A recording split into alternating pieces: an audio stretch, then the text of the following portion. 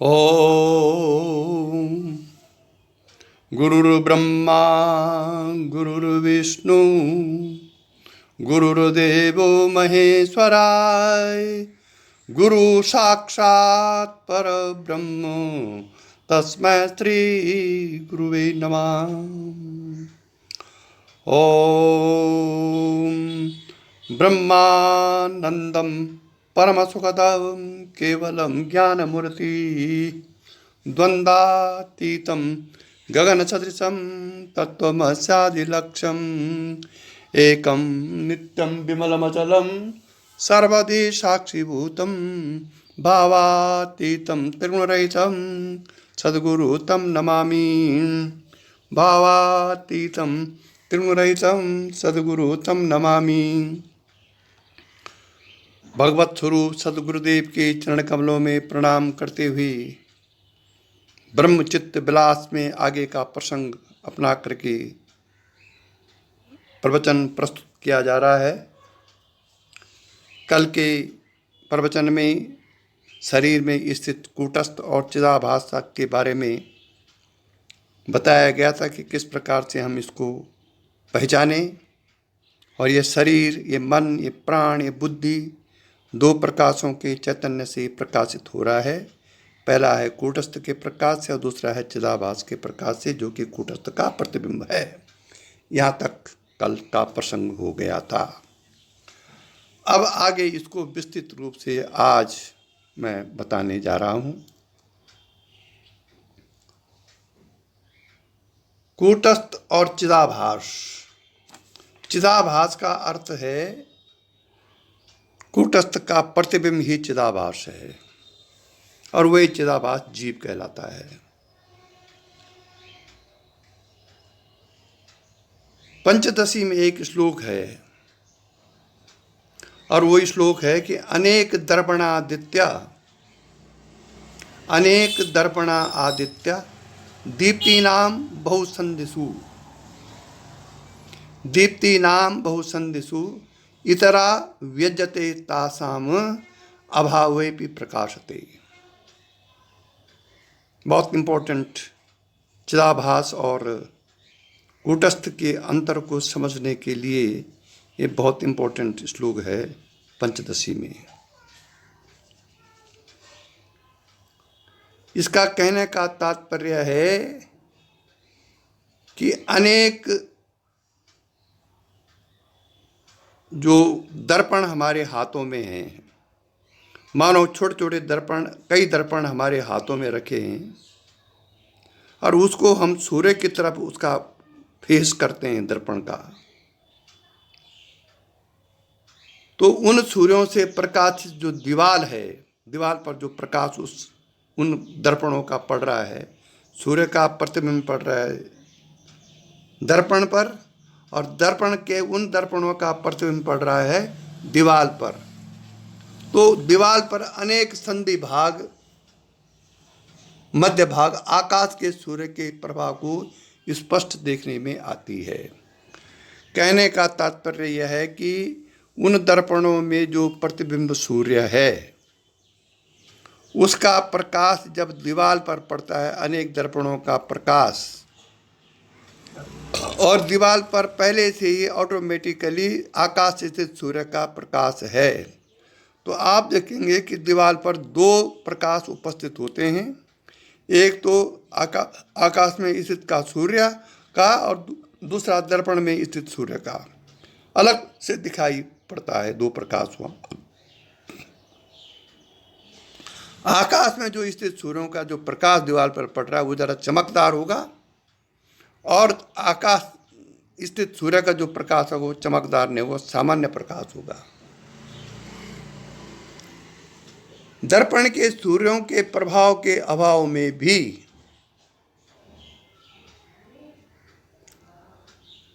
आकाशगत जो सूर्य है, आकाश में स्थित जो सूर्य है उसका प्रकाश स्पष्ट दिखाई देता है। देखिए ना, कहने का तात्पर्य यह है कि आकाश में स्थित जो सूर्य है उस सूर्य के प्रकाश से समस्त जो दीवार है वो प्रकाशित हो रही है। यहाँ पर हम दीवार का उदाहरण दे रहे हैं, उसका अर्थ आप समझ लीजिए। और ठीक उसी समय यदि हमारे पास 4-6 दर्पण हो, 5-7 दर्पण हो, तो उन सब में सूर्य प्रतिबिंबित होगा। अगर हमने वो 5-7 दर्पण अपने हाथों में रखे हुए हैं और उसको सूर्य की तरफ हमने उनको किया, तो उसका जो सूर्य का प्रतिबिंब है उन 5-7 दर्पणों में भी 5-7 सूर्यों के अनुसार होगा।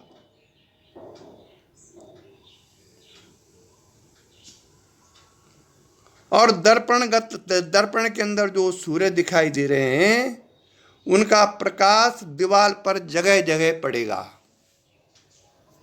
अलग अलग। अब आप कल्पना कीजिए, जरा अंदर विचार कीजिए इस पर।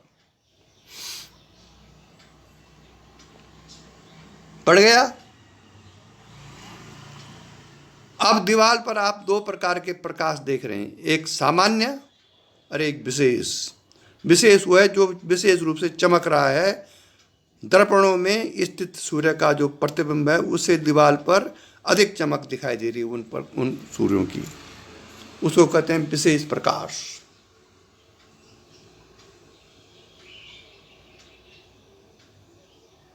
तो सामान्य और विशेष प्रकाश दीवार पर आपको स्पष्ट दिखाई देगा।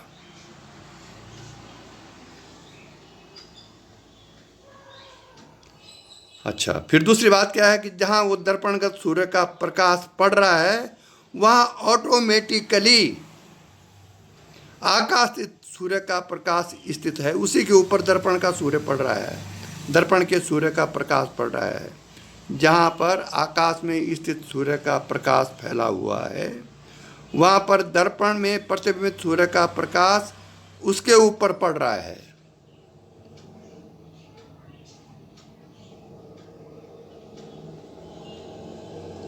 इसके अतिरिक्त जहाँ दर्पण सूर्य का प्रकाश नहीं होगा वहाँ भी आकाश के सूर्य का प्रकाश दिखाई देगा। अब आप कल्पना करो, दीवार पे केवल आकाश सूर्य का प्रकाश कुछ कम होगा किंतु वह स्थिर और नित्य होगा। मतलब आकाश में स्थित सूर्य का जो प्रकाश है उसमें वो चमक नहीं होगी, सामान्य प्रकाश होगा वो, जबकि दर्पण में स्थित सूर्यों का प्रकाश में चमक ज़्यादा होगी। लेकिन आकाश स्थित सूर्य का जो प्रकाश दीवार पर पड़ रहा है वो नित्य है और स्थिर है। दर्पणों को तो आप हिलाएंगे डुलाएंगे तो उसमें प्रकाश हिलेगा डुलेगा, लेकिन आकाश स्थित सूर्य का प्रकाश हिलेगा डुलेगा नहीं, इसलिए वो प्रकाश नित्य है और स्थिर है।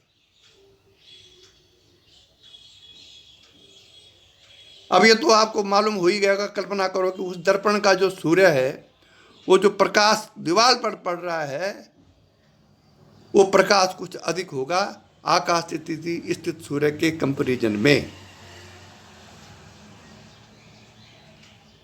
इसको तो हम प्रैक्टिकल भी कर सकते हैं, कोई ऐसी बात तो है नहीं। किंतु वो जो प्रकाश है दर्पण में जो प्रतिबिंब सूर्य वो एक देशी है, एक ही जगह पर पड़ेगा, अनित्य है, कभी कभी हटेगा और कभी रहेगा। जो दर्पण में एक्टिविटीज हम करेंगे तो वो प्रकाश होता रहेगा, अस्थिर है, स्थिर नहीं है वो। इसलिए ये इतना अंतर आ गया कि आकाश में स्थित सूर्य का जो प्रकाश दीवार पर पड़ रहा है वो तो स्थिर है और नित्य है। दर्पण में प्रतिबिंबित सूर्य का प्रकाश जो दीवार पर पड़ रहा है वो अनित्य है, अस्थिर है और एक देशी है, किसी एक जगह पर पड़ रहा है, वो संपूर्ण दीवार पर नहीं पड़ रहा है। क्योंकि दर्पण के हिलाने या हटा देने से दीवार पर उसका प्रकाश भी हिलता और डुलता दिखाई देगा। ठीक यही प्रयोग आप शरीर में पड़ने वाले दोनों प्रकार की चेतना शरीर में पड़ने वाले दोनों प्रकार की जो चेतना का प्रकाश पड़ रहा है,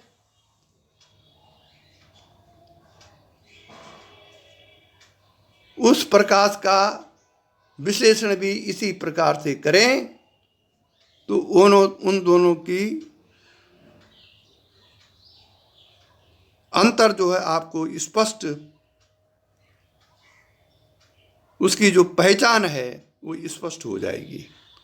एक कूटस्थ का प्रकाश शरीर में पड़ रहा है और एक चिदाभास का प्रकाश शरीर में पड़ रहा है। तो इस प्रकार से आप इस दोनों का जो है पहचान स्पष्ट रूप से कर सकते हैं। कैसे?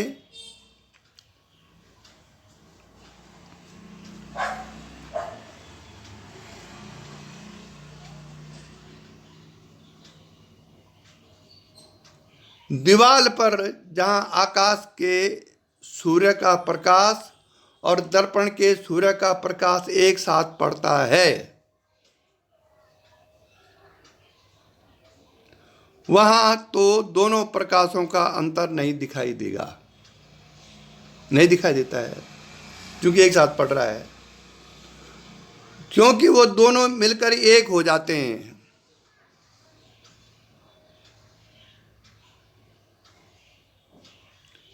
किंतु जहां केवल आकाश के सूर्य का प्रकाश होता है, वहां दर्पण के सूर्य के प्रकाश से भिन्न वो अवश्य दिखाई देगा।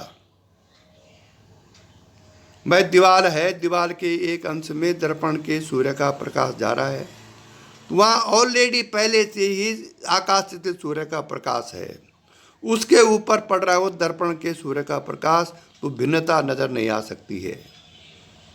लेकिन जहाँ दीवाल पर दर्पण के सूर्य का प्रकाश नहीं पड़ रहा है, तो वहाँ उस दर्पण के सूर्य का प्रकाश और जहाँ वो नहीं पड़ रहा है, वहाँ दीवाल का जो प्रकाश है कूट उसका आकाश से सूर्य का, वो दोनों अलग अलग दिखाई देते हैं।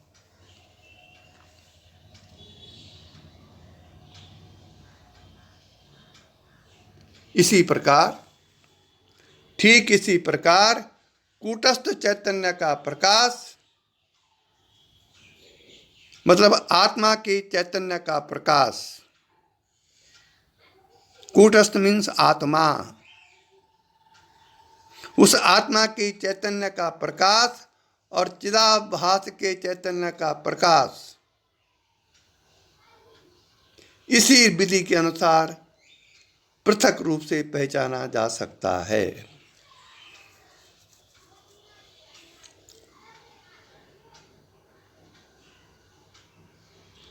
कैसे? बुद्धि वृत्ति शांत होने पर आपके शरीर के अंदर जो बुद्धि वृत्ति है, बुद्धि है, उसमें वृत्तियां चलती रहती हैं, और वो वृत्ति जब शांत होती है, और शांत होने के बाद, अब देखो कितना सूक्ष्म है इसमें, शांत होने के बाद जब दूसरी वृत्ति उत्पन्न होती है, एक वृत्ति स्टार्ट हुई, आपने अपनी पत्नी के बारे में सोचा बुद्धि में, तो बुद्धि वृत्ति कुछ देर तक पत्नी के बारे में चलती रही, फिर तुरंत पुत्र के बारे में वृत्ति चलती रही। बुद्धि जहाँ पर पत्नी के बारे में बुद्धि वृत्ति चलती रही और वो खत्म जहाँ पर हुई, उसी के बाद पुत्र के बारे में बुद्धि वृत्ति में विचार चला। तो इन दोनों वृत्तियों के बीच में कोई खाली जगह रहती है,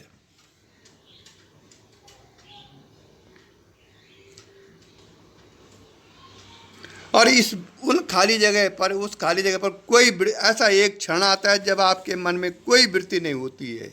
एक वृत्ति खत्म हुई और दूसरी वृत्ति स्टार्ट हुई, लेकिन स्टार्ट होने से पूर्व रिक्त स्थान है बुद्धि में।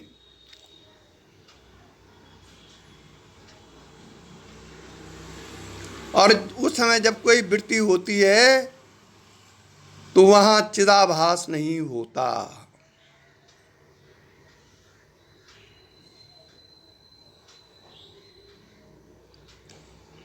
क्योंकि उस वहां कोई वृत्ति नहीं, खाली स्थान है वो। उन वृत्तियों के संधि काल को केवल कूटस्थ चैतन्य प्रकाशित करता है। एक वृत्ति स्टार्ट हुई, खत्म हुई, दूसरी वृत्ति स्टार्ट हुई, उन बीच में जो खाली स्थान है वहाँ न चिदाभास होता है न कोई वृत्ति होती है। तो उस खाली स्थान में जब कोई वृत्ति नहीं है तो उसको ये कूटस्थ या आत्मा प्रकाशित करती है, न तो खाली का पता कैसे चलेगा। बहुत सूक्ष्म विषय है। अगर आप ऐसा बुद्धि वृत्ति में कर सकते हैं विचार द्वारा, तो आपको कूटस्थ का पता चल सकता है कि कूटस्थ का प्रकाश कैसे वहां पड़ रहा है।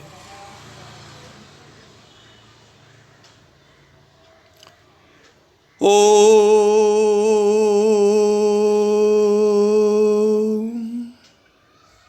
ये भारत भूमि जो ऋषियों की तपोभूमि है, ये बड़े दुर्लभ से जिसका जन्म यहाँ भारत भूमि में हुआ हो, और वो आत्मा अनात्मा का विवेक करते हुए, श्रुति वचन को मानते हुए यदि आगे जीवन चला रहा है तो ये विचित्र भारत भूमि है।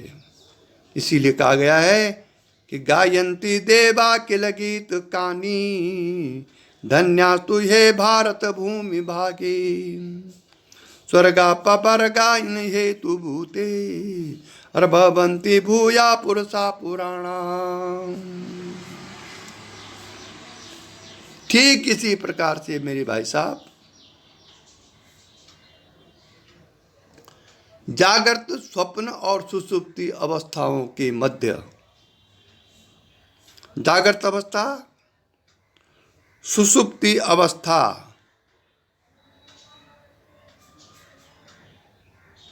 नहीं, जागृत अवस्था के बाद आती है स्वप्न अवस्था, स्वप्न अवस्था के बाद आती है सुषुप्ति अवस्था। इन तीनों अवस्थाओं के मध्य में कोई संधि काल होता है, जब जागृत अवस्था खत्म होती है और आप चले जाते हैं स्वप्न अवस्था में।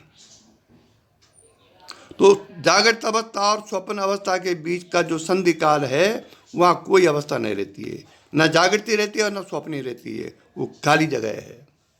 इसी प्रकार से जब स्वप्न समाप्त होता है तो आप सुषुप्ति में जाते हैं। इन दोनों के बीच का जो संधि काल है वो भी खाली होता है। मतलब संधि काल होता है इन तीनों अवस्थाओं के बीच में। उस संधि काल में चिदाभास का कोई रोल नहीं है, बल्कि कूटस्थ द्वारा वो प्रकाशित होता है।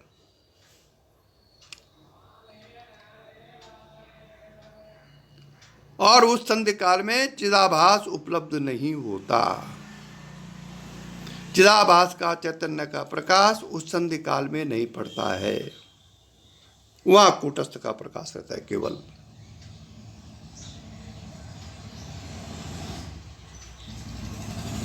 इसके अतिरिक्त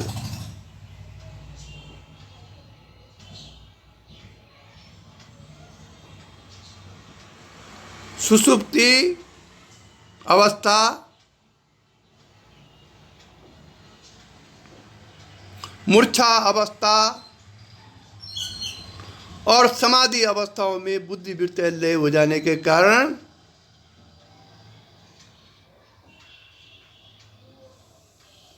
चिदाभास का प्रकाश उपलब्ध नहीं रहता। ये एक बहुत अच्छी विधि है। जब आपको समाधि होगी तो उस समाधि को कूटस्थ प्रकाशित करेगा। चिदाभास लोप हो गया, वहां चिदाभास का प्रकाश समाधि भी नहीं रहेगा। मूर्छा में भी चिदाभास का प्रकाश नहीं रहेगा, बल्कि कूटस्थ का रहेगा। सुषुप्ति में भी चिदाभास नहीं रहता है, बल्कि कूटस्थ या आत्मा का प्रकाश रहता है।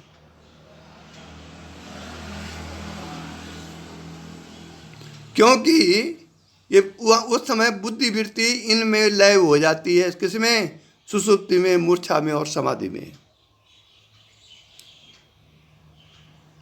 जब ये चीजें लय हो जाती हैं तो फिर कूटस्थ उसको प्रकाशित करता है। फिर भी इन अवस्थाओं का अनुभव अवश्य रहता है। इस अनुभव का कारण आत्मा का चैतन्य प्रकाश है। ओम। तो इसको कहते हैं शास्त्रों में अन्वय व्यतिरेक से चिदाभास से भिन्न कूटस्थ चैतन्य को जाना जा सकता है। इसको कहते हैं शास्त्रों में अन्वय व्यतिरेक की अवस्था, अन्वय व्यतिरेक की विधि।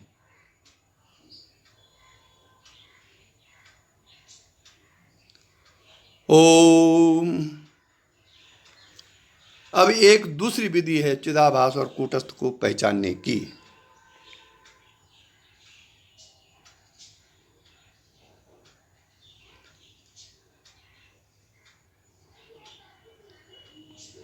चिदाभास को धीष्टा चित्त मतलब बुद्धि का चैतन्य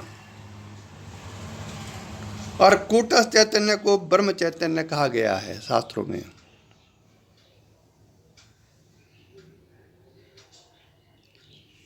और फिर ये दोनों चैतन्य शरीर को प्रकाशित करते हैं।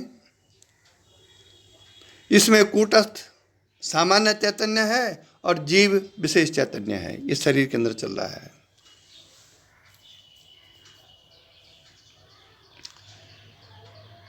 घड़े आदि किसी बाह्य वस्तु का ज्ञान जीव को होता है, शरीर को नहीं होता ज्ञान।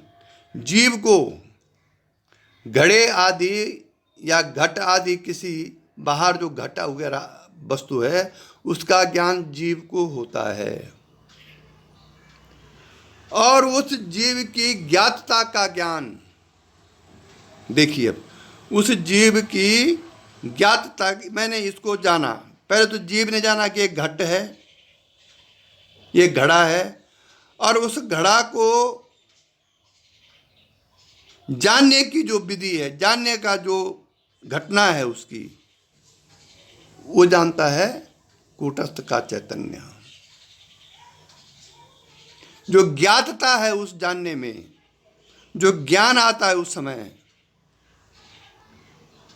जीव ने तो ये गोल गोल है, कटोर है, मिट्टी का है, ये घड़ा है, लेकिन मैंने इसको जाना, ये ज्ञातता जो आती है वो कूटस्थ चैतन्य प्रकाशित करती है उस ज्ञातता को।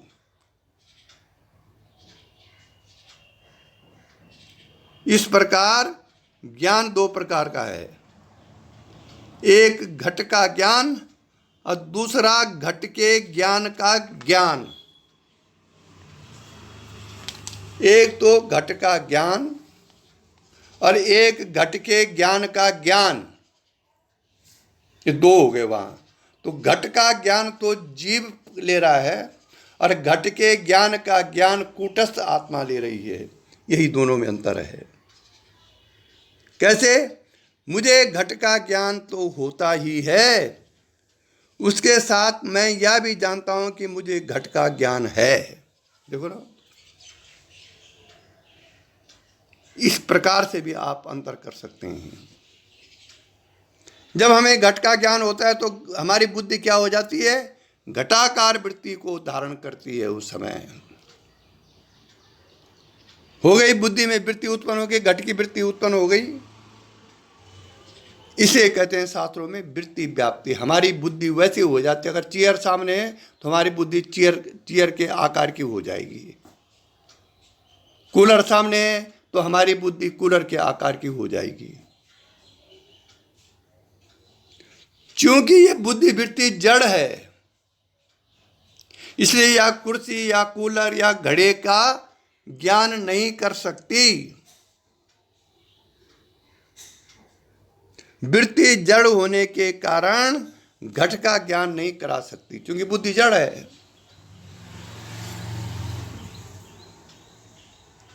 उसके लिए फिर चैतन्य प्रकाश की आवश्यकता होती है, या कोई कार्य चिदाभास, वही यह कार्य चिदाभास करता है। बुद्धि वृत्ति में जो जो चिदाभास प्रकाशित हो रहा है वो यह कार्य करता है। इसे कहते हैं शास्त्रों में फल व्याप्ति। फल प्राप्त हो गया, आपने जान लिया। इस प्रकार से क्या होता है कि वृत्ति एक वस्तु का ज्ञान करा कर तो लीन हो जाती है, क्योंकि वृत्ति क्षणिक होने के कारण उसका कार्य भी क्षणिक होता है। अब आप विचार करेंगे अपने अंदर, कूलर का ज्ञान हुआ, उसके बाद वो ज्ञान लीन हो गया, खत्म हो गया, फिर दूसरी चीज़ का ज्ञान होगा अंदर, फिर तीसरी चीज़ का होगा। ये क्षणिक वृत्तियां हैं। इसलिए उस घट का ज्ञान स्मरण में रहने और उपयोगी होने के लिए किसी स्थिर वस्तु को संग्रहित रहना चाहिए, वही कूटस्थ नित्य वस्तु है। आत्मा के कारण वो ज्ञान स्थिर रहता है, बुद्धि के कारण वो ज्ञान क्षणिक है।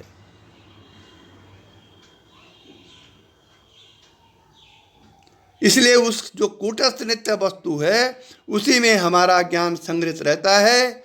वेदांत में इसे किसी वस्तु का ज्ञान कहते हैं।